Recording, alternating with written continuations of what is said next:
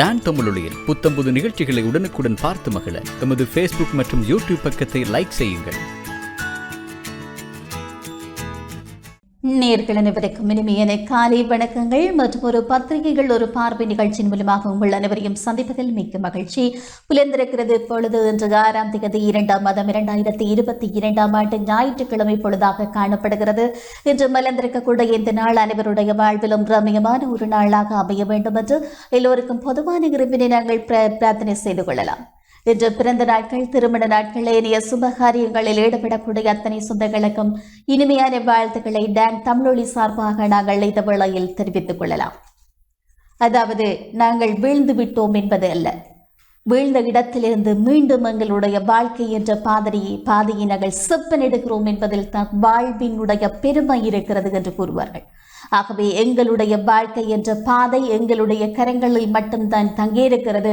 ஆகவே அந்த பாதையை சரியான பாதையாக நாங்கள் தேர்ந்தெடுத்து பயணிக்க வேண்டும். இந்த சிந்தனையை உங்களுக்காக வழங்கியிருந்தது நெஸ்ட் வேர்ல்ட்.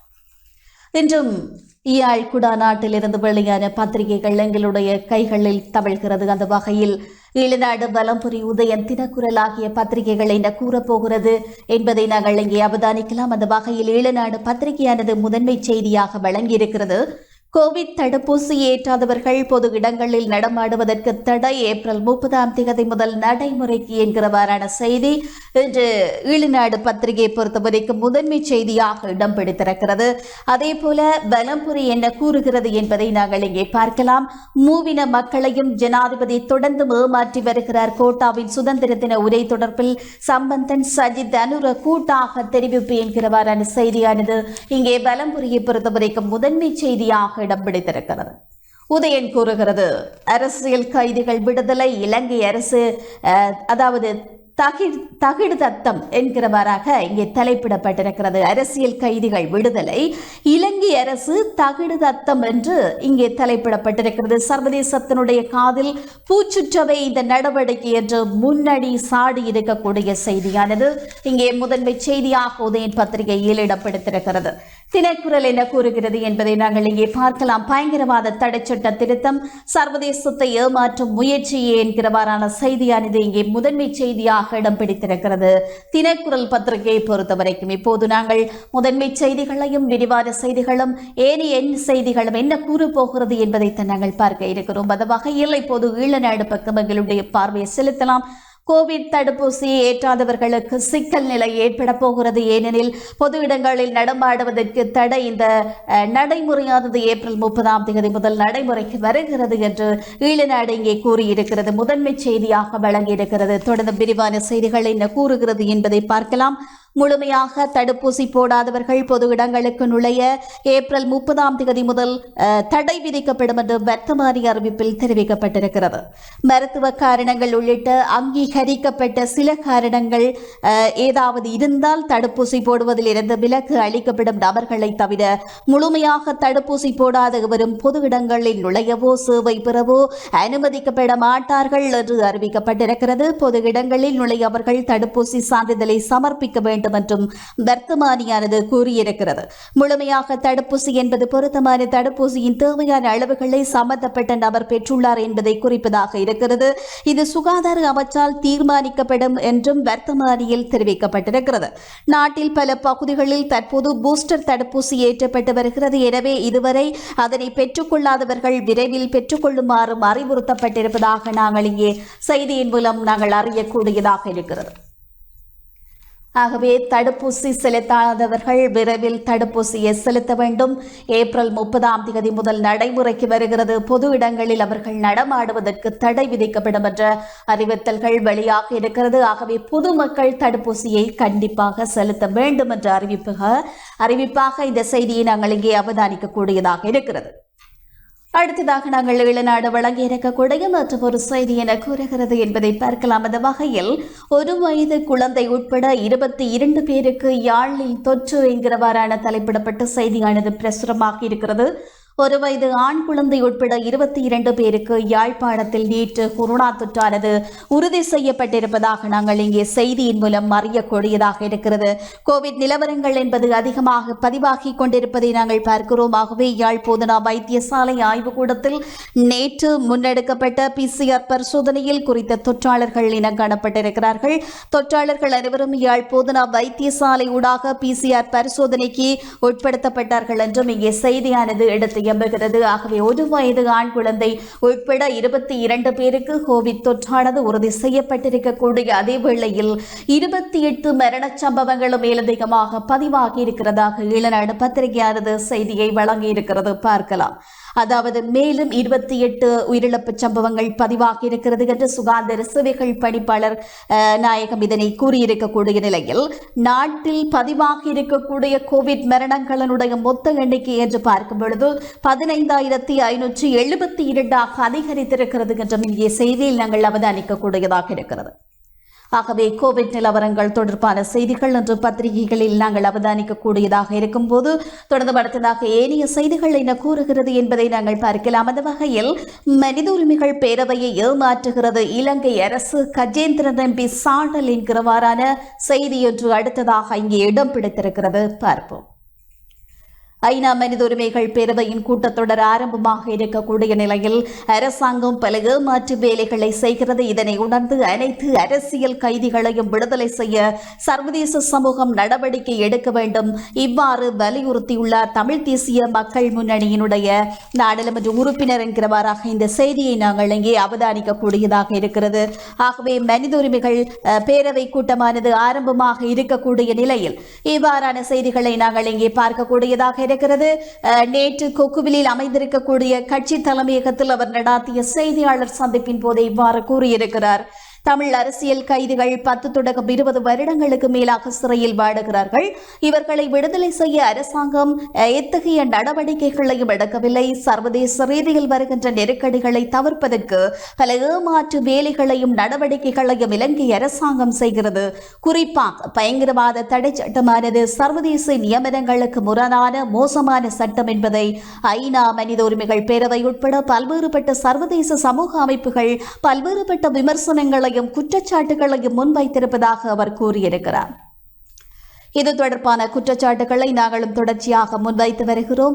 ஆகவே அரசாங்கம் சர்வதேச சமூகத்திற்கு பல்வேறு வாக்குறுதிகளை வழங்கி தாங்கள் இதனை மாற்றி அமைப்போம் என்று வாக்குறுதிகளை வழங்கி இருக்கிறார்கள். ஆனால் இன்று வரை அந்த சட்டம் மாற்றி அமைக்கப்படவில்லை. எங்களுடைய நிலைப்பாடு இந்த சட்டம் முழுமையாக நீக்கப்பட வேண்டும். இந்த சட்டம் முழுமையாக நீக்கப்படும் போது அதன் கீழ் கைது செய்யப்பட்ட அனைவரும் விடுவிக்கப்பட வேண்டும். அரசாங்கம் பயங்கரவாத சட்டத்தை மாற்றி அமைக்கிறோம் என்று கூறிக்கொண்டு பலவித ஏமாற்று வித்தைகளை செய்து வருகிறது என்று அவர் கூறியிருக்கிறார். அது மட்டுமில்லாமல் புலிகளை மீளுருவாக்க முயற்சித்தார்கள், சமூக வலைதளங்களில் பிரபாகரனின் படத்தை பதிவேற்றினார்கள் என்ற குற்றச்சாட்டுகளில் சுமார் 100 பேர் வரை கைது செய்து தடுத்து வைக்கப்பட்டுள்ளார்கள். ஐநா மனித உரிமை பேரவையின் கூட்டத்தொடர்களில் நெருங்கி வரக்கூடிய வேளையில் இவர்களை விடுவித்து அரசியல் கைதிகளை விடுதலை செய்தமை போன்ற போலியான முகத்தை காண்பிப்பதற்கு இந்த அரசாங்கம் நடவடிக்கை எடுத்து வருகிறது. சர்வதேச சமூகம் இத்தகைய நடவடிக்கைகள் தொடர்பில் முழுமையான கண்காணிப்பை செய்ய வேண்டும் என்றும் அவர் மேலும் கூறியிருப்பதாக ஈழநாடு செய்தியானது இங்கே வழங்கியிருக்கிறது. ஆகவே மனித உரிமைகள் பேரவையை ஏமாற்றிக் கொண்டிருக்கிறது இலங்கை அரசு என்று கஜேந்திரன் எம்பி தன்னுடைய சாடல்களை முன்வைத்திருக்கிறதாக ஈழநாடு பத்திரிகையானது இந்த செய்தியை வழங்கியிருக்கிறது. அடுத்ததாக நாங்கள் அவதானிக்கக்கூடிய மற்றொரு செய்தியாக அமைந்திருக்கிறது. அரசியல்வாதிகளினுடைய தேவைக்கேற்ப கைதிகளை விடுவிக்கவே முடியாது, பிரதமர் மஹிந்த சுட்டிக்காட்டி என்கிறவாறான தலைப்பிடப்பட்டு இங்கே செய்தி ஒன்றை நாங்கள் பார்க்கிறோம். ஈழநாடு பத்திரிகையின் முதல் பக்கத்தில் பிரசுரமாக இருக்கக்கூடிய செய்தியாக இருக்கிறது.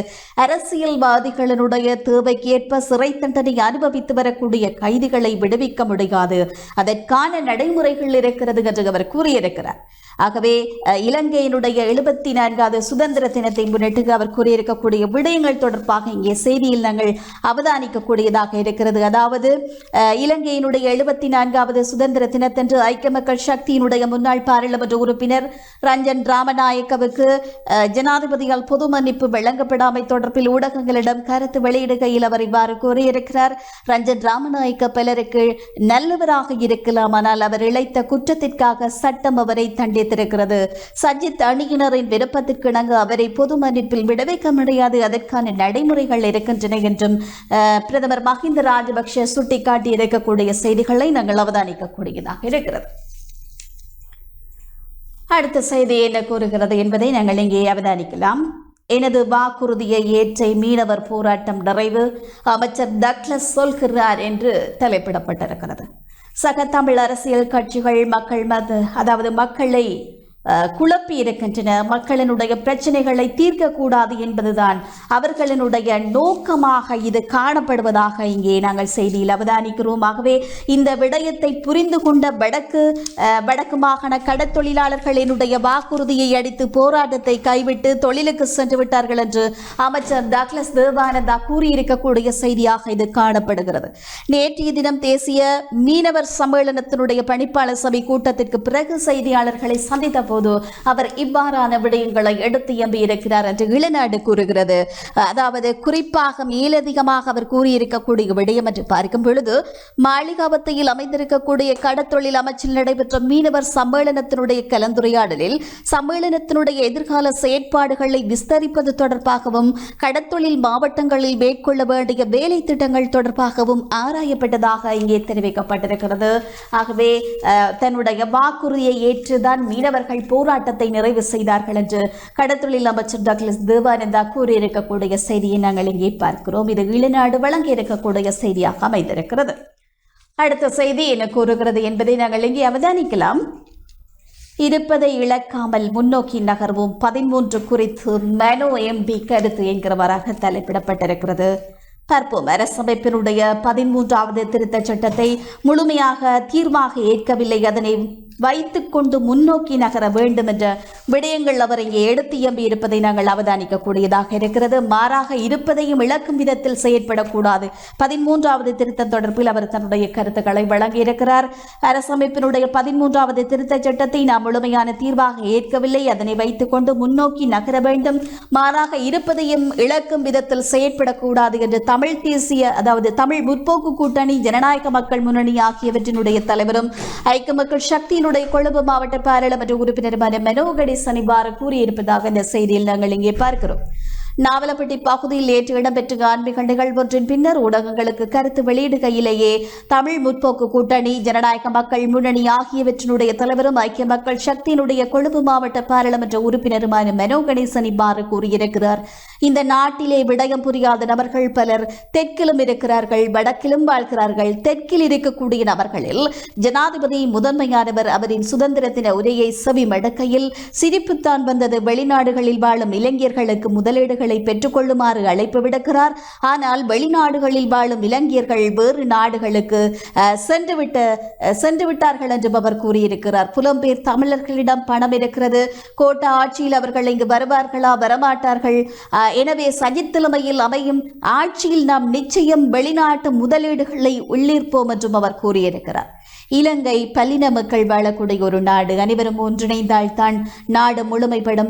அதுவரைக்கும் இந்த நாடு உருப்படாது. நாம் அனைவரும் இளைஞர்கள், அதற்கு பிறகுதான் இனம் எல்லாம் வரும் என்று அவர் கூறியிருக்கிறார். 13வது திருத்தச் சட்டத்தை நாம் முழுமையான தீர்வாக ஏற்கவில்லை. அதேபோல சிங்கள மக்களினுடைய ஆசையின்றி தீர்வையும் பெற முடியாது. இது எனக்கு மட்டுமல்ல, அமைச்சர் டக்ளஸ் தேவானந்தா உள்ளிட்டவர்களுக்கும் தெரியும். எனவே இருப்பதையும் இழக்காமல் முன்னோக்கி செல்வோம் என்ற விடயம் புரியாதவர்கள் புரிந்து கொள்ள வேண்டும் என்று கூறியிருக்கிறார் என்று இங்கே ஈழநாடு செய்தியானது இங்கே நாங்கள் அவதானிக்கக்கூடிய செய்தியாக காணப்படுகிறது.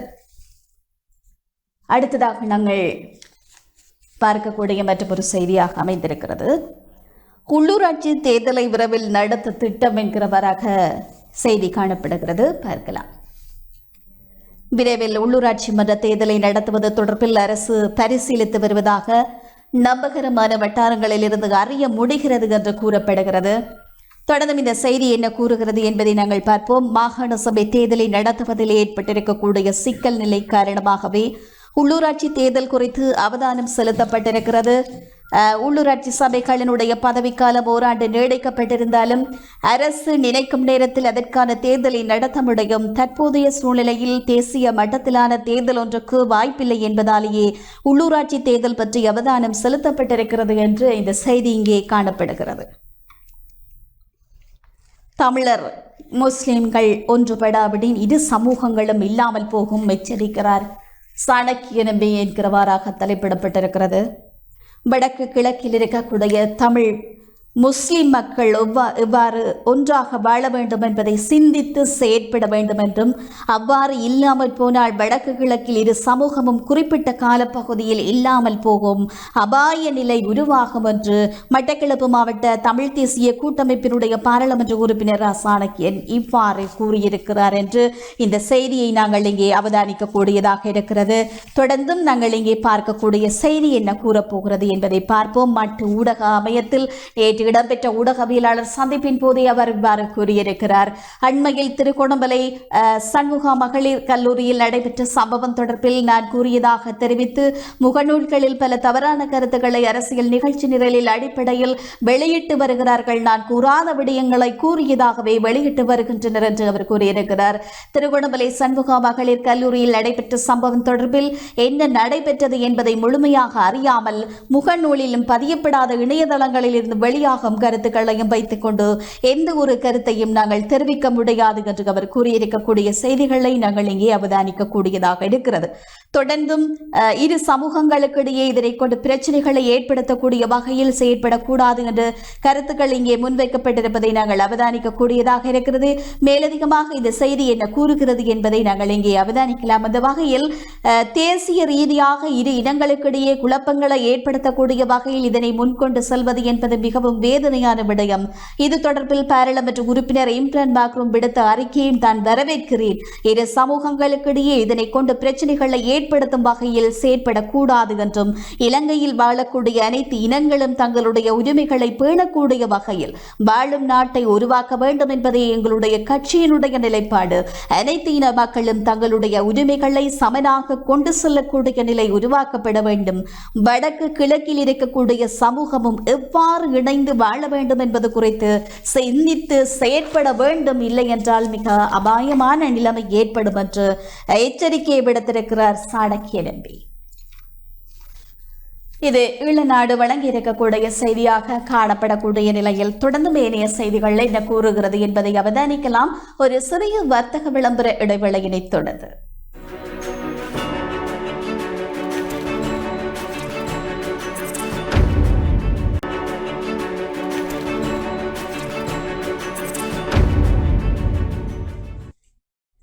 விளம்பரங்களை தொடர்ந்து இணைந்து கொண்டிருக்கிறோம். இது பத்திரிகைகள் ஒரு பார்வை அனுசரணை வழங்கிக் கொண்டிருக்கிறது நேஸ்டமால்.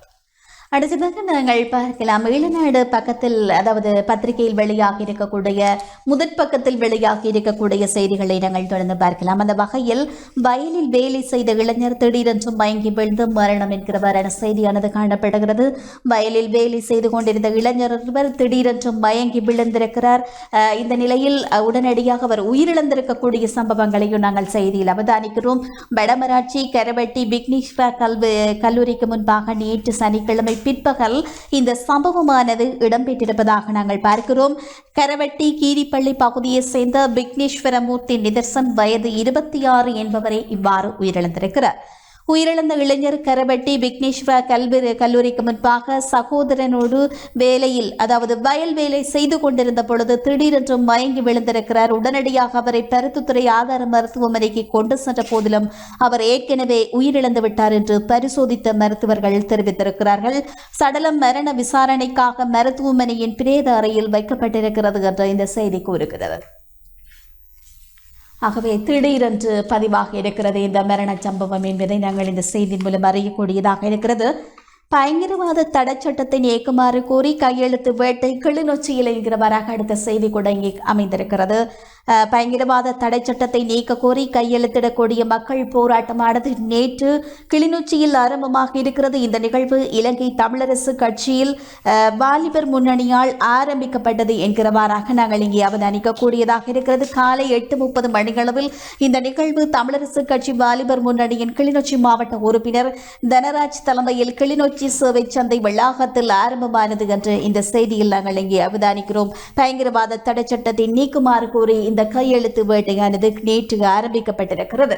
அடுத்ததாக நாங்கள் இங்கே அவதானிக்கக்கூடிய மற்றும் ஒரு செய்தியாக இருக்கிறது. மன்னார் விபத்தில் சிறுவன் மரணம் என்று அடுத்த ஒரு செய்தியை இங்கே நாங்கள் அவதானிக்கிறோம். ஓலை தொடுவாய் சந்தியில் லொரியும் முச்சக்கர வண்டியும் மோதி விபத்திற்குள்ளானதில் 6 வயது சிறுவன் உயிரிழந்திருக்கக்கூடிய சம்பவமாக காணப்படுகிறது. பேசாலையில் இருந்து பயணித்த முச்சக்கர வண்டி ஓலை தொடுவாய் வீதியூடாக திரும்பிய போது பின்னால் வந்த லொரி மோதியதில் இந்த விபத்து சம்பவமானது இங்கே பதிவாகி இருப்பதாக நாங்கள் இங்கே செய்தியின் மூலம் அறியக்கூடியதாக இருக்கிறது. ஆகவே இவ்வாறான ஒரு அசம்பாவிதம் பதிவாகி இருக்கிறது என்பதை நாங்கள் இங்கே அவதானிக்கக்கூடிய செய்தியாக இருக்கிறது. இந்த விபத்து ஏற்பட்டிருக்கக்கூடிய இந்த நிலையில் முச்சக்கர வண்டியில் பயணித்த தாய், அவரது 2 பிள்ளைகள் மற்றும் தாயின் சகோதரன் ஆகியோரை பயணித்திருக்கிறார்கள். இந்த விபத்தில் ஒரு சிறுவர் உயிரிழந்ததோடு மற்ற மூவரும் படுகாயமடைந்து மன்னார் பொது மருத்துவமனையில் அனுமதிக்கப்பட்டிருக்கிறார்கள்.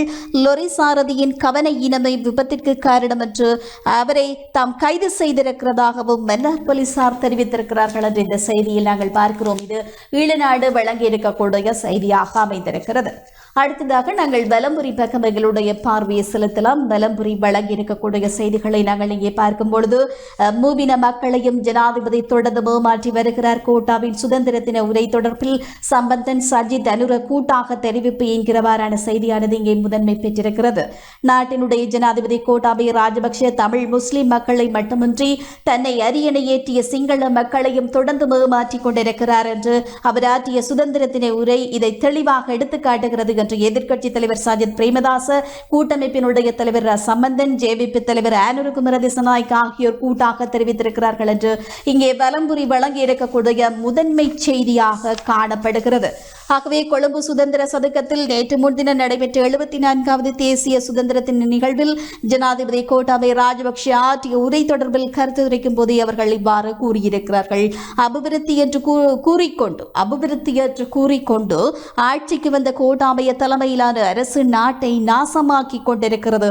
பொய்யான வாக்குறுதிகளை வழங்கி அரியணை ஏறிய ஜனாதிபதி கோட்டாபய இன்று தப்பி பிழைப்பதற்காக மூவின மக்களையும் ஏமாற்றும் விதத்தில் கருத்துக்களை வெளியிட்டு வருகிறார் என்கிற அவர்கள் சாடி இருக்கக்கூடிய செய்தி இங்கே முதன்மை பெற்றிருக்கிறது வலம்புரியை பொறுத்தவரைக்கும். அடுத்ததாக நாங்கள் இங்கே பார்க்கக்கூடிய மற்றும் ஒரு செய்தியாக இருக்கிறது. நாட்டை முடக்க தயாரில்லை, ராஜாங்க அமைச்சர் சனத் ஜெயசுமன என்கிறவாறாக தலைப்பிடப்பட்டிருக்கிறது. நாட்டை முடக்குவதற்கோ அல்லது பயண கட்டுப்பாடுகளை விதிப்பதற்கோ அரசாங்கம் தயாராக இல்லை என்று ராஜாங்க அமைச்சர் சனத் ஜெயசுமன தெரிவித்திருப்பதாக இந்த செய்தியானதை நாங்கள் இங்கே அவதானிக்கக்கூடியதாக இருக்கிறது. மீண்டும் நாட்டை முடக்கக்கூடிய ஒரு நிலைமை ஏற்பட்டால் நிச்சயமாக பெரும் பொருளாதார நெருக்கடி என்பது அதிகமாகவே ஏற்படும் என்பது யாவரும் அறிந்த ஒரு விடயம் தான். ஏனெனில் அவ்வாறான ஒரு நிலைமை இங்கே காணப்படக்கூடியதை நாங்கள் அவதானிக்கிறோம். ஆகவே நாட்டை இப்போது முடக்கக்கூடிய நிலைமை இல்லை என்கிறவாறாகத்தான் நாங்கள் பார்க்கிறோம். இந்த செய்தியில் தற்போது காணப்படுகின்ற நிலைமைக்கு மத்தியில் கட்டுப்பாடுகளை விதிப்பதற்கான தேவை கிடையாது என்றும் கூறப்படக்கூடிய நிலைமை காணப்படுகிறது.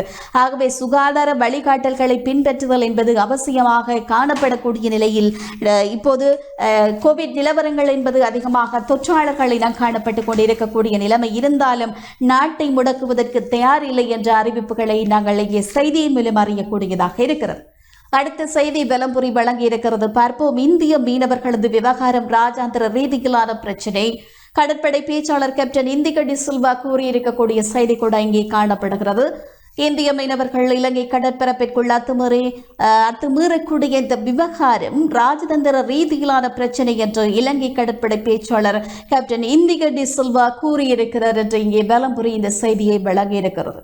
இந்திய மீனவர்களுடைய அத்துமீறல்களை கண்டித்தும் வடமராட்சி கிழக்கு மீனவர்கள் 2 உயிரிழந்த சம்பவத்திற்கு இப்போது நீதி கோரியும் போராட்டங்கள் முன்னெடுக்கப்பட்டுக் கொண்டிருப்பது நாங்கள் செய்தியின் மூலம் அறிகிறோம். ஆகவே மக்களுக்கு நிச்சயமாக தீர்வு வேண்டும் என்று அவர்கள் கோரிக்கையை விடுக்க இந்த நிலையில் வடமராட்சி மீனவர்கள் போராட்டத்தில் ஈடுபட்டுக் கொண்டிருக்கிறார்கள். நீதி கோரி அவர்களுடைய போராட்டம் இடம்பெற்றிருந்த நிலையில் இந்திய மீனவர்களுடைய அத்துமீறல்களை தடுக்க கடற்படை உரிய நடவடிக்கைகளை எடுக்க வேண்டும் என்றும் அவர்கள் வலியுறுத்தி இருக்கிறார்கள். ஆகவே இந்த விடயம் தொடர்பில் கடற்படை பேச்சாளர் கேப்டன் இந்திக டி சில்வாவிடம் கொழும்பு ஊடகம் ஒன்று கேள்வி எழுப்பிய போதே அவர் இவ்வாறு கூறியிருக்கிறார். இந்திய மீனவர்கள் இலங்கை கடற்பரப்பிற்குள் அத்துமீறக்கூடிய பகுதிகள் தொடர்பான கண்காணிப்புகளின் அடிப்படையில் அந்த பகுதிகளில் கடற்படை கடற்படை படகுகள் கண்காணிப்பில் ஈடுபடுவதாகவும் குறிப்பிட்டிருக்கிறார். எவ்வாறாக இருப்பினும் சில இடங்களில் அவர்கள் ஊடுருவ முடியும். இது கடற்படைக்கு அப்பால் ராஜதந்திர ரீதியிலான பிரச்சனையாக இருக்கும் என்று கடற்படை பேச்சாளர் கேப்டன் இந்திகட சில்வா கூறியிருக்கக்கூடிய செய்தியானதை நாங்கள் இங்கே பார்க்கிறோம். இது வலம்புரி வழங்க இருக்கக்கூடிய செய்தி. அடுத்த செய்தி என்ன கூறுகிறது என்பதை நாங்கள் பார்க்கலாம். எல்லை வலையில் நீராட சென்ற 3 உயிரிழப்பு என்கிறவாறாக செய்தி கூட இங்கே காணப்படுகிறது. வெள்ளவாய எல்லைவல நீர்வீழ்ச்சியில் நீராட சென்ற 3 பேர் நீரில் மூழ்கி உயிரிழந்திருக்கக்கூடிய சம்பவங்களை கூட இங்கே செய்தியின் மூலம் அறியக்கூடியதாக இருப்பதை நாங்கள் இங்கே சுட்டிக்காட்டக்கூடியதாக இருக்கிறது. மாத்தறையிலிருந்து குறித்த பகுதிக்கு பிரவேசித்தவர்களை இவ்வாறு உயிரிழந்ததாக போலீசார் கூறியிருக்கிறார்கள். அவர்களது சடலங்களை போலீசார் மற்றும் பிரதேசவாசிகள் இணைந்து மீட்டதாகவும் இந்த செய்தியானது இங்கே குறிப்பிடுகிறது. வலம்புரியை பொறுத்தவரைக்கும் ஏனைய செய்திகள் நாங்கள் ஏலவே பார்த்த செய்திகளாக இருக்கக்கூடிய நிலையில் அடுத்ததாக நாங்கள் உதயன் பக்கமங்களுடைய பார்வையை செலுத்தலாம். உதயன் வழங்கி இருக்கக்கூடிய முதன்மை செய்தி கூட நாங்கள் ஏலவே பார்த்த செய்தியாக இருக்கிறது. அரசியல் கைதிகள் விடுதலை, இலங்கை அரசு தகுடுதத்தம், சர்வதேசத்தினுடைய காதில் பூச்சுற்றவை இந்த நடவடிக்கை என்று முன்னணி சாடி இருக்கக்கூடிய செய்தி நாங்கள் ஏலவே பார்த்த செய்தியாக இருக்கிறது. குறிப்பாக அரசியல் கைதிகளை விடுவிக்கிறோம் என்று சர்வதேச சமூகத்திற்கு படங்காட்டும் நடவடிக்கை இலங்கை அரசு மேற்கொண்டு வருகிறது. நீண்ட கால தடுப்பில் இருக்கக்கூடிய அரசியல் கைதிகளை விடுவிக்காமல் 6 மாதங்கள் 9 மாதங்கள் தடுப்பில் இருந்தவர்களை விடுவித்து அரசியல் கைதிகளை விடுவித்து விட்டோம் என்று இலங்கை பொய்யுரைக்கிறது என்று முன்னணி சாடி இருக்கக்கூடிய செய்தி இங்கே முதன்மை செய்தியாக இடம் பிடித்திருக்கிறது. இது ஏலவே நாங்கள் பார்த்த செய்தியாக இருக்கக்கூடிய நிலையில் அடுத்த செய்தி பக்கம் எங்களுடைய பார்வையை செலுத்தலாம். அந்த வகையில் ஒன்றிணைந்த துணை மருத்துவ சேவையினர் பணி புறக்கணிப்பு என்கிறவாறாக செய்தி காணப்படுகிறது. சம்பள உயர்வு உள்ளிட்ட பல்வேறு கோரிக்கைகளை முன்வைத்து இந்த போராட்டம், அதாவது நாளைய தினம் திங்கட்கிழமை முதல் பணி புறக்கணிப்பில் ஈடுபட உள்ளதாக ஒன்றிணைந்த துணை மருத்துவ சேவை ஒன்றியமானது அறிவித்திருக்கிறது. தங்களுடைய கோரிக்கைகள் தொடர்பில் சுகாதார அமைச்சு முன்னதாகவே அறிந்து அதனை தீர்ப்பதற்கான நடவடிக்கைகளை இதுவரை இன்னும் எடுக்காதிருப்பதாக அந்த ஒன்றியத்தினுடைய தலைவர் ரவி குமுதேஸ் கூறியிருப்பதாக இங்கே உதயன் பத்திரிகை இந்த செய்தியை தந்திருக்கிறது. ஆகவே பணி புறக்கணிப்பில் ஈடுபட போவதாக அவர்கள் அறிவிப்பினை வெளியிட்டிருக்கிறார்கள். அடுத்ததாக பார்ப்போம். பாகிஸ்தான் சீமெந்து விரைவில் சந்தைக்கு என்று செய்தியானது இங்கே காணப்படுகிறது.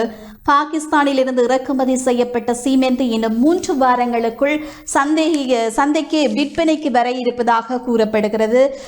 கட்டுமான பொருட்கள், கைத்தொழில் மற்றும் ஊக்குவிப்பு அமைச்சானது இந்த விவரங்களை வெளியிட்டிருக்கிறது. சீமெந்து மூட்டை 1500 ரூபாவுக்கும் குறைவான விலையில் நுகர்வோருக்கு வழங்கும் நடவடிக்கை எடுக்கப்படும் என்று அமைச்சினுடைய செயலாளர் கீர்த்தி ரஞ்சித் அபேஸ்ரீ வர்த்தன தெரிவித்திருக்கிறார் என்று உதயன் பத்திரிகையில் வெளியாகி இருக்கக்கூடிய செய்தியானது இங்கே எடுத்து எம்புகிறது. தொடர்ந்து மேலிய செய்திகள் என்ன கூறுகிறது என்பதை பார்ப்போம். 2ஆம் நிலை செயலர்கள் வடக்கில் இடமாற்றம் என்று கூறப்படுகிறது. பார்க்கலாம். வடக்கு மாகாணத்தில் 2ஆம் நிலை செயலாளர்கள் 3 பேர் திடீரென்று இடமாற்றப்பட்டிருக்கிறார்கள் என்று கூறப்படுகிறது. வடக்கு மாகாண கல்வி அமைச்சினுடைய மூத்த உதவி செயலாளராக பணியாற்றிய திருமதி அஞ்சலி தேவி சாந்தசீலன் சுகாதார அமைச்சினுடைய மூத்த உதவி செயலாளராகவும், வடக்கு மாகாண சுகாதார அமைச்சினுடைய மூத்த உதவி செயலாளராக பணியாற்றிய பிரணவநாதன் வடக்கு மாகாண கல்வி திணைக்களத்தினுடைய மேலதிக கல்வி பணிப்பாளராகவும் நியமிக்கப்பட்டிருக்கின்றனர். இதேவேளை வடக்கு மாகாண கல்வி திணைக்களத்தினுடைய மேலதிக கல்வி பணிப்பாளராக பணியாற்றிய திருமதி தேவநந்தினி பாபு வடக்கு மாகாண கல்வி அமைச்சினுடைய மூத்த உதவி செயலாளராக நியமிக்கப்பட்டிருக்கிறார் என்று இந்த செய்தியின் மூலம் நாங்கள் அவதானிக்கக்கூடியதாக இருக்கிறது. அடுத்த செய்தி என்ன கூறுகிறது என்பதை பார்ப்போம். ஆணைக்குழு அனுமதிக்காவிடின் மின்வெட்டு தொடரும். பொது பயன்பாட்டு ஆணைக்குழுவின் அனுமதி இல்லாவிட்டாலும் போதிய அளவு மின் உற்பத்தி இல்லாத காரணத்தால் மின்சாரத்தை நாங்கள் துண்டிக்கக்கூடிய நிலைமை இருப்பதாகவே இங்கே நாங்கள் செய்தியில் அவதானிக்கக்கூடியதாக இருக்கிறது. அதாவது வேறு வழி இல்லை என்றும் மின்சார சபையினுடைய மின் பொறியியலாளர் சங்க பேச்சாளர் கூறியிருப்பதாக உதயன் பத்திரிகையானது இந்த செய்தியை வழங்கியிருக்கிறது. எரிபொருளன்றி மின் உற்பத்தி நிலையங்கள் நிறுத்தப்படும் போது மின் உற்பத்தி இயந்திரங்களை கையால் சுழற்ற முடியாது. இதேவேளை மின்வெட்டு மின்வெட்டுக்கு எதிராக சட்ட நடவடிக்கை எடுக்கப்படும் என்று பொது பயன்பாடுகள் ஆணைக்குழுவினுடைய தலைவர் தெரிவித்த கருத்து கேலி கூத்தானது என்றும் அவர் கூறியிருப்பதாக இந்த செய்தி கூறுகிறது. மின்சார சபையினுடைய மின் பொறியியலாளர் சங்க பேச்சாளர் கூறியிருக்கிறார். ஆகவே மின்வெட்டு தொடரும் என்பதில் எந்த விதமான மாற்று கருத்தும் இல்லை என்றவாறாகத்தான் அவருடைய கருத்து இங்கே காணப்படுகிறது. அடுத்ததாக பார்க்கலாம். குடாநாட்டில் கடந்த ஆண்டு கரையொதுங்கிய 6 சடலங்களினுடைய உடற்கூற்று பரிசோதனை முடிவு என்கிறவாறாக இங்கே குறிப்பிடப்படுகிறது. குடாநாட்டினுடைய கடற்பரப்பில் கடந்த ஆண்டு கரையொதுங்கிய 6 சடலங்களும் 40 தொடக்கம் 50 வயதிற்கு இடைப்பட்டவர்களுடையது என்பதும் அவர்கள் அனைவரும் ஆண்கள் என்பதும் உடற்கூற்று பரிசோதனையில் கண்டறியப்பட்டுள்ளது என்கிறவாறாக இந்த செய்தி காணப்படுகிறது. மேலும் சடலம் ஒன்றில் வெட்டுக்காயங்கள் காணப்படுவதும் தெரிய வந்திருக்கிறது. யாழ்ப்பாண குடாநாட்டின் கடற்பரப்பில் கடந்த ஆண்டு நவம்பர் மாதம் 26ஆம் தேதிக்கும் டிசம்பர் மாதம் 6ஆம் தேதிக்கும் இடைப்பட்ட காலத்தில் 6 சடலங்கள் கரையொதுங்கியிருந்த நிலையில் இந்த சடலங்கள் இன்னமும் அடையாளம் காணப்படவில்லை. இந்த சடலங்களினுடைய உடற்கூற்று பரிசோதனைகள் நேற்று முன்னெடுக்கப்பட்டன. பரிசோதனையினுடைய முடிவுகளை போலீசாருடாக நீதிமன்றத்தில் ஒப்படைப்பதற்கு நடவடிக்கையும் எடுக்கப்பட்டிருக்கிறது. இதில் சடலம் ஒன்றில் சுமார் 5 அல்லது 6 வெட்டுக்காயங்கள் காணப்படுகின்றன. கொலை செய்யப்பட்டு கடலில் வீசப்பட்டனரா அல்லது கடலில் நீரில் மூழ்கி உயிரிழந்தார்களா என்பதை சடலங்களினுடைய தற்போதைய நிலையில் கண்டறிய முடியாது என்று மருத்துவர்கள் குறிப்பிடுவதாக கூறப்படுகிறது. ஆகவே இது தொடர்பான மேலதிக பரிசோதனைகள் முன்னெடுக்க வேண்டியிருப்பதாகவும் மருத்துவர்கள் கூறியிருக்கிறார்கள். ஆகவே இதுவரை இனங்காணப்பட்டு சொல்ல முடியாத ஒரு நிலைமை அங்கே காணப்படுவதாக கூறப்படுகிறது. அடுத்ததாக உதயன் வழங்கியிருக்கக்கூடிய செய்தி என்று நாங்கள் பார்க்கும் பொழுது காப்போதா உயர்தரம் மற்றும் பரீட்சை தொடர்பான செய்திகள் கூட இங்கே வெளியாக இருக்கிறது. பார்க்கலாம். 2021ஆம் ஆண்டிற்கான கல்வி பொதுதராதர உயர்தர பரீட்சைக்கான அனைத்து ஏற்பாடுகளும் இங்கே பூர்த்தி செய்யப்பட்டிருப்பதாக பரீட்சைகளினுடைய திணைக்களமானது இந்த செய்தியை வழங்கியிருக்கிறது. கொரோனா தொற்றுக்குள்ளாகியுள்ள காப்போதா உயர்தர மாணவர்களுக்காக 29 மருத்துவமனைகளில் சகல வசதிகளோடு கூடிய பரீட்சை நிலையங்கள் அமைக்கப்பட்டுள்ளதாக பரீட்சைகள் ஆணையாளர் எஸ் பிரணவதாசன் குறிப்பிட்டிருக்கிறார் என்று இந்த செய்தியால் நாங்கள் அவதானிக்க கூடியதாக இருக்கிறது.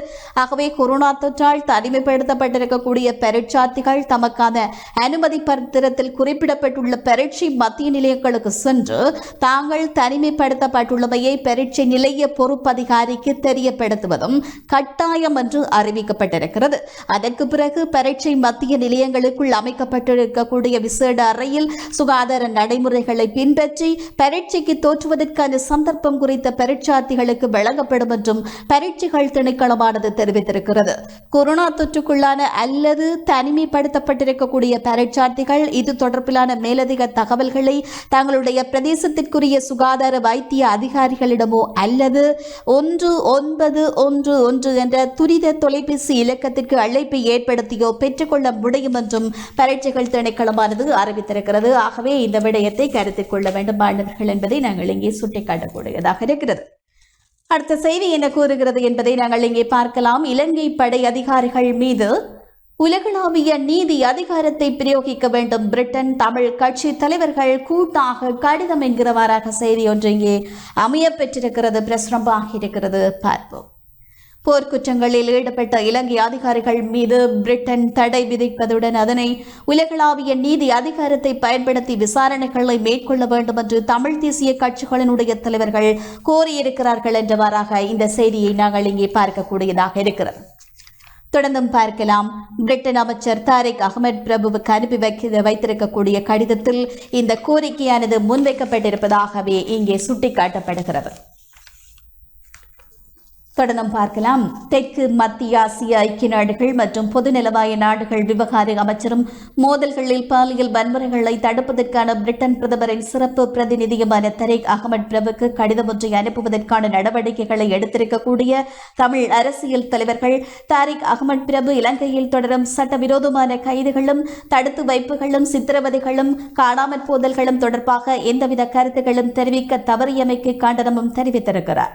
இலங்கை போலீசாரினுடைய அவர்களுடைய தடுப்பில் நடைபெற்றிருக்கக்கூடிய சித்திரவதைகளும் உயிரிழப்புகளும் எழுந்தமானமான கைதுகள் சட்டவிரோத தடுப்பு வைப்புகள் காணாமற் போதல்கள் மர்மச்சாவுகள் என்பன பற்றிய தொடர் அறிக்கைகள் சமீபத்தில் பாதிக்கப்பட்டவர்களது விவகாரங்கள் தூண்டுதலாக அமையும் காரணங்கள் முன்னாள் விடுதலை புலி போராளிகள் நாடாளுமன்ற உறுப்பினர்கள் ஊடகவியலாளர்கள் மீதான வன்முறை இந்த நடவடிக்கையில் ஈடுபடுவோர் என்று பல்வேறு தலைப்புகளிலும் இந்த கடிதங்கள் விரிவான விவரங்களோடு எழுதப்பட்டிருக்கிறது என்று சுட்டிக்காட்டப்படுகிறது. அதாவது ஒவ்வொரு தலைப்புகளின் கீழும் ஊடகங்களில் வந்த சம்பவங்களினுடைய ஆதாரமாகவும் வழங்கப்பட்டிருப்பதாக கூறப்படுகிறது. நவம்பர் 2019 முதல் இன்று வரையான காலப்பகுதியில் ஊடகங்களில் பதிவாகி இருக்கக்கூடிய 808 மனித உரிமை மீறல் சம்பவங்கள் ஆவணப்படுத்தப்பட்ட 66 பக்கங்கள் கொண்ட விரிவான பட்டியலும் இந்த கடிதத்தில் இணைத்து அனுப்பப்பட உள்ளது என்று தெரிவிக்கப்பட்டிருக்கிறது. அந்த கடிதத்தில் இலங்கை போலீசாருக்கு பயிற்சி வழங்கக்கூடிய நடவடிக்கையை ஸ்கொட்லாந்து போலீசார் நிறுத்தியதை வரவேற்கிறோம் என்றும் இந்த முடிவில் மாற்றம் இருக்காது என்று நம்புகிறோம் என்றும் குறிப்பிட்டிருப்பதாக இங்கே தெரிவிக்கப்படுகிறது. அண்மையில் இலங்கை போலீசாரினுடைய தடுப்பில் நடந்த சித்திரவதைகள் மற்றும் மரணங்கள் தொடர்பாக ஊடகங்களில் வெளிவந்திருக்கக்கூடிய செய்திகளையும் கோடிட்டு காட்டியிருக்கின்றனர். நாட்டில் உள்ளவர்களுக்கு இங்கே நடக்கக்கூடிய மனித உரிமை மீறல்கள் பற்றி வெளிப்படையாக கதைப்பதற்கு சுதந்திரமில்லை என்றும் வெளிநாடுகளில் உள்ள ஊடகவியலாளர்களே இந்த சம்பவங்கள் பற்றி அச்சமின்றி செய்தி வெளியிடும் நிலைமையை இப்போது காணப்படுகிறது என்றும் அந்த கடிதத்தில் குறிப்பிட்டிருக்கிறார்கள். அது மட்டுமில்லாமல் பாதுகாப்பு படையினரால் தமிழர்கள் சட்டத்திற்கு புறம்பான முறையில் கைது செய்யப்படுவது, கடத்தப்படுவது, சட்டத்திற்கு மாறாக தடுத்து வைக்கப்படுவது பற்றிய முறைப்பாடுகள் தொடர்ச்சியாக நமக்கு கிடைக்கிறது. அது மட்டுமின்றி பல தமிழ் இளைஞர்கள் மர்மமான முறையில் காணாமல் போவதும் பின்னர் மரணமடைவதும் பற்றி அதிர்ச்சி ஊட்டக்கூடிய தகவல்களும் எங்களுக்கு கிடைக்கின்றன என்றும் அவர்கள் அந்த கடிதத்தில் சுட்டிக்காட்டியிருக்கிறார்கள் என்று கூறப்படுகிறது. இது உதயன் பத்திரிகையில் பிரசுரமாகி இருக்கக்கூடிய செய்தியாக இருக்கிறது.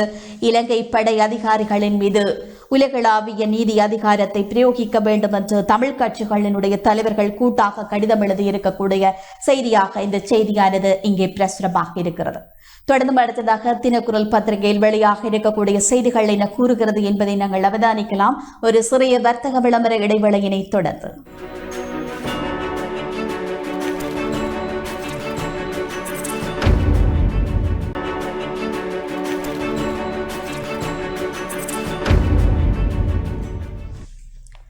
விளம்பரங்களை தொடர்ந்து இணைந்து கொண்டிருக்கிறோம். இது பத்திரிகைகள் ஒரு பார்வை அனுசரணை வழங்கிக் கொண்டிருக்கிறது நெஸ்ட் மால். இப்போது நாங்கள் தினக்குரல் பக்கம் எங்களுடைய பார்வையை செலுத்தலாம். தினக்குரல் பத்திரிகையை பொறுத்தவரைக்கும் பெரும்பாலான செய்திகள் நாங்கள் ஏலவே பார்த்த செய்திகளாக இருக்கிறது. அந்த வகையில் முதன்மை செய்தி இங்கே காணப்படுகிறது. பயங்கரவாத தடைச்சட்ட திருத்தம் சர்வதேசத்தை ஏமாற்றும் முயற்சியே, ஆபத்தான சரத்துக்கள் அப்படியே உள்ளன என்கிறார் சுமந்திரன். நீக்க கூறும் கையெழுத்து போராட்டத்திற்கு ஆதரவு கோருகிறார் என்று தலைப்பிடப்பட்டிருக்கிறது. இலங்கையில் நடைமுறையில் இருக்கக்கூடிய பயங்கரவாத தடை சட்டத்தில் இலங்கை அரசு எந்த ஒரு உருப்படியான திருத்தங்களையும் மேற்கொள்ளவில்லை. ஆபத்தான மனிதுரிமை மீறல்களுக்கு வழிவகுக்கும் அத்தனை சரத்துக்களையும் அவ்வாறே பேணியவாறு சட்டத்தை திருத்துவதாக சர்வதேசத்தை ஏமாற்ற முயற்சி முன்னெடுக்கப்படுகிறது என்று தமிழ் தேசிய கூட்டமைப்பின் நாடாளுமன்ற உறுப்பினரும் சிரேஷ்ட சட்டத்திறனியுமான சுமந்திரன் தெரிவித்திருக்கிறார் என்று தினக்குரல் இந்த செய்தியை கோடிடுகிறது. குற்ற ஒப்புதல் வாக்குமூலத்தை மட்டும் அடிப்படையாக கொண்டு சந்தேக நபர்களை தடுத்து வைக்கக்கூடிய சரத்து நீக்கப்படவில்லை. வழக்கு இன்றி நீண்ட கால தடுத்து வைப்பதிலும் எந்தவிதமான மாற்றங்களும் இல்லை என்ற விடயங்களை அவர் எடுத்து எம்பியிருப்பதாகவே தினக்குரல் பத்திரிகையானது இங்கே கூறுகிறது. அண்மையில் நீதி அமைச்சரை சந்தித்த போது எல்லாவற்றையும் பேணியமாறு பயங்கரவாத தடை சட்டத்தை சீர்திருத்துவதற்காக சொல்கிறீர்களே, சீர்திருத்தத்திற்கு அகராதியில் புதிய வரவிலக்கணம் ஏதாவது உண்டா என்று கேட்டேன். அவரால் சிரிக்க மட்டுமே முடிந்தது என்றும் சுமந்திரன் கூறியிருக்கிறார் என்று இந்த செய்தியில் நாங்கள் இங்கே பார்க்கிறோம். 42 வருடங்களாக அமலில் உள்ள கொடிய சட்டத்தால் தமிழர்கள் அதிகம் பாதிக்கப்படுகிறார்கள். உயிர்த்த ஞாயிறு தாக்குதலின் பின்னர் முஸ்லிம்களும் இச்சட்டத்தை பயன்படுத்தி பழிவாங்கப்படுகிறார்கள். முற்போக்கு சிங்களவர்களையும் கூட இந்த சட்டம் விட்டு வைக்கவில்லை என்றும் அவர் கூறியிருக்கக்கூடிய செய்தியாக இங்கே நாங்கள் பார்க்கிறோம். இது தினக்குரல் வழங்கி இருக்கக்கூடிய செய்தி. அடுத்ததாக பார்க்கலாம். டிப்பருடன் மோதி தடம் புரண்டது உதயதேவி ரயில் என்கிறவராக செய்தி ஒன்று காணப்படுகிறது.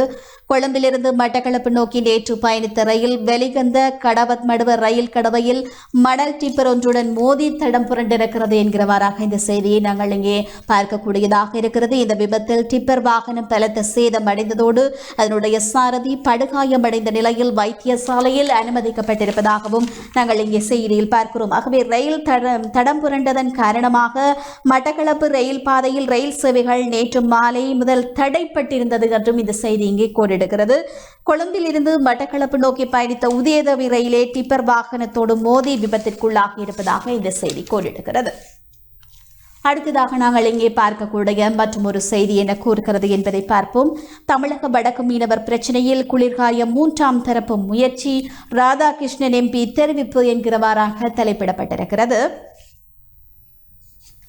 தமிழக மீனவர்களுக்கும் வடக்கு மீனவர்களுக்கும் இடையில் ஏற்பட்டிருக்கக்கூடிய பிரச்சனையை பயன்படுத்தி 3ஆம் தரப்பொன்று குளிர்காய முற்படுகிறது. இதற்கு இரு நாட்டு அரசுகளும் இடமளிக்கக்கூடாது.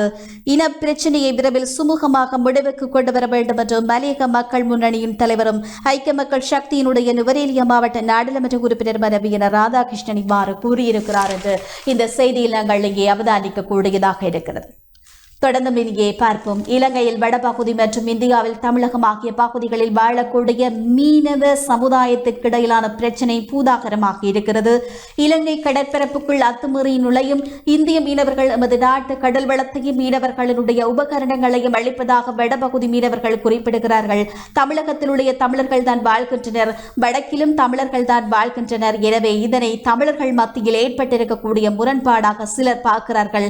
இந்த விவகாரத்தை நாம் மிகவும் அவதானத்தோடு அணுக வேண்டும். இந்த பிரச்சனையை பயன்படுத்தி 3வது தரப்பொன்று குளிர்காய முற்பட்டால் அது பெரும் பிரச்சனையாக அமைந்துவிடும். ஆகவே இரு நாடுகளினது அரசுகளும் அமைச்சர்களும் இணக்கப்பாட்டினுடைய அடிப்படையில் இந்த பிரச்சனையை தீர்த்துக் கொள்வதற்கு முன்வர வேண்டும் என்றும் அவர் கூறியிருக்கக்கூடிய செய்தியாக இங்கே காணப்படுகிறது. அடுத்ததாக நாங்கள் இங்கே பார்க்கக்கூடிய பிரிதொரு செய்தியாக அமைந்திருக்கிறது.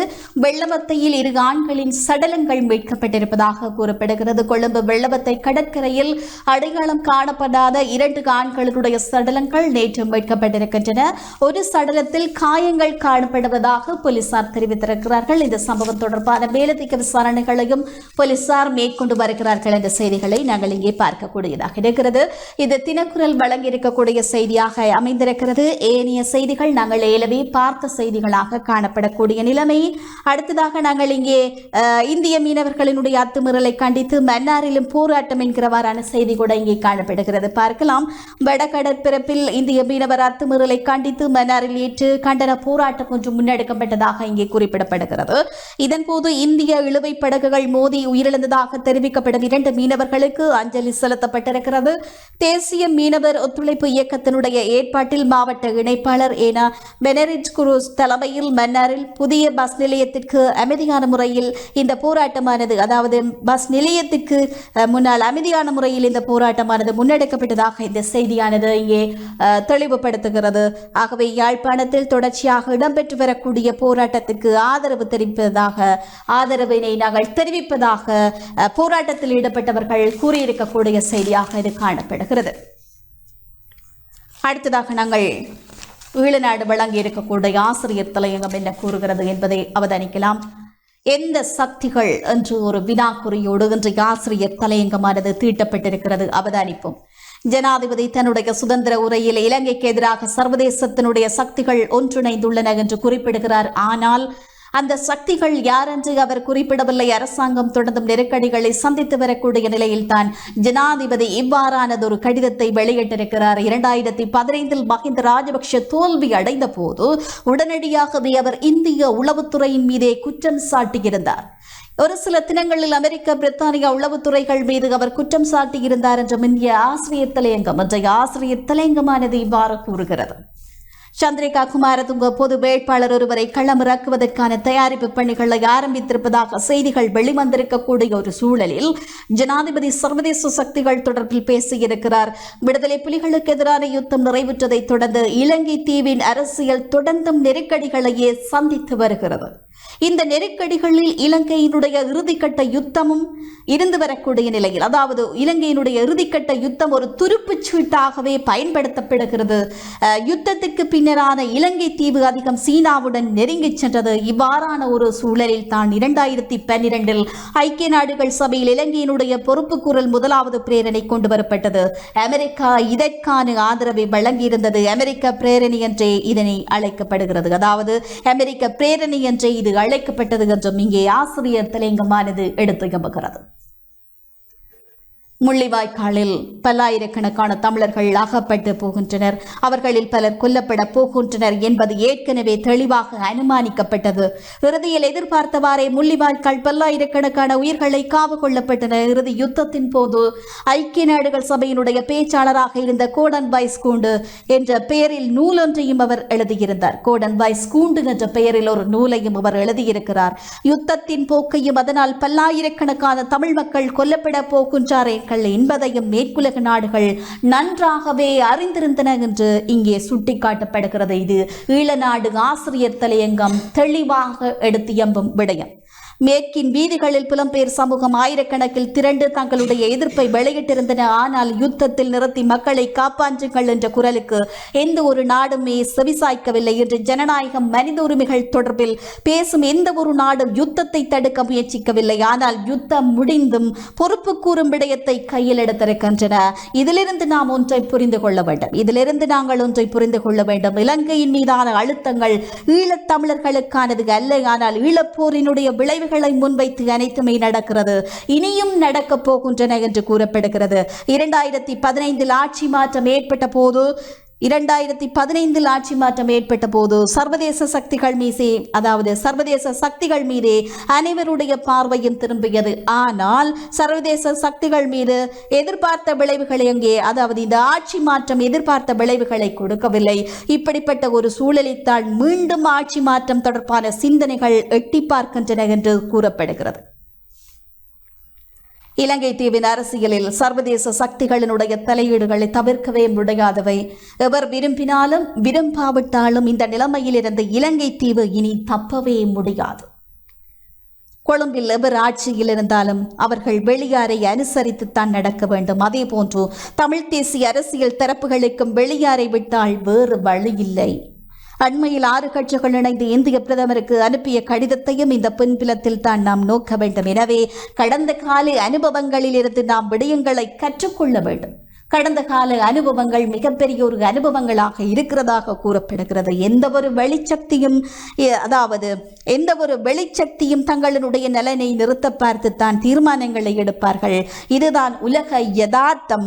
அவர்கள் தங்களது நலன்களுக்காக செயற்படும் போது எங்களது நலன்களை வெற்றி கொள்வதற்கான வாய்ப்புகளை தேட வேண்டியது எங்களுடைய கடமையாகும் என்று ஈழநாடு ஆசிரியர் தலையங்கம் இந்த விடயங்களை தெளிவாக எடுத்து எம்பியிருக்கிறது.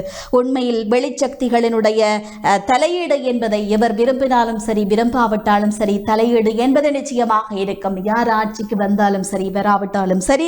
அதே போல அவர்களுடைய நலனுக்காக அவர்கள் செயற்படும் போது தங்களுடைய நலனை மட்டுமே அவர்கள் முன்னிலைப்படுத்துவார்கள். எது எப்படி இருந்தாலும் எங்களுடைய நலனை வெற்றி கொள்வதற்கான வாய்ப்புகளை தேட வேண்டியது எங்களுடைய கட்டாயமாக இருக்கிறது. அதுதான் எங்களுக்கான வழியுமாக இருக்கிறது என்று ஈழநாடு ஆசிரியர் தலையங்கமானது என்று எடுத்து எம்பியிருக்கிறது. இந்த சக்திகள் எந்த வெளி சக்திகள் என்று ஒரு கேள்வி கணைகள் இங்கே தொடுக்கப்பட்டிருக்கிறது இன்றைய ஆசிரியர் தலையங்கத்தில். இதுவரை நேரமும் யாழ் பிராந்தியத்திலிருந்து வெளியான பத்திரிகைகளில் இருந்து வெளியான விரிவான செய்திகளையும் முதன்மை செய்திகளையும் நாங்கள் அவதானித்திருந்தோம். நிறைவு பகுதிக்கு வருகிறது இன்றைய பத்திரிகைகள் ஒரு பார்வை நிகழ்ச்சியானது. மீண்டும் சந்திப்பு உறவுகளை மற்றொரு நிகழ்ச்சியின் வாயிலாக அதுவரை அன்புகளது வணக்கங்களோடு விடைபெறும் நான் பிரியமுடன் பாரதி. வணக்கம். தொடர்ந்து இணைந்து கொள்ளுங்கள் டான் தமிழொலியோடு.